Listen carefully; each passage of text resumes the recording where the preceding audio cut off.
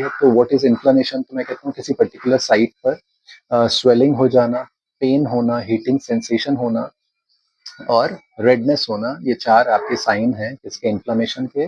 और इन्फ्लेमेशन जिस पार्ट पे होता है, हम जनरली बच्चों को बताता हूँ कि वहाँ पे हम आइटिस लगा देते हैं मेडिकल भाषा में, जैसे कंजंक्टिवाइटिस, हेपेटाइटिस, ये सब इन्फ्लेमेशन है। तो एंटी इन्फ्लेमेटरी यानी किसी पार्ट में स्वेलिंग आ रही है, पेन हो रहा है, तो उसमें भी आप मैग्नोलिया से बनी हुई ड्रग का यूज़ कर सकते हैं, है ना?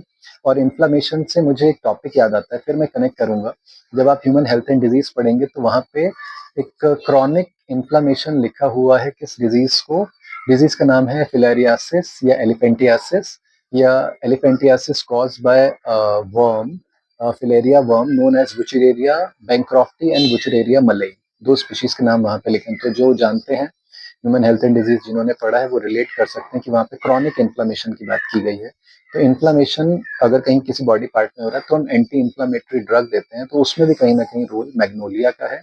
और इसको हैबिटेट लॉस से बचाना, इसका कंजर्वेशन करना बहुत ज़रूरी है, और ऐसे तमाम प्लांट का कंजर्वेशन करना बहुत ज़्यादा ज़रूरी है जिनसे हमें कुछ मेडिसिनल वैल्यू मिलती है।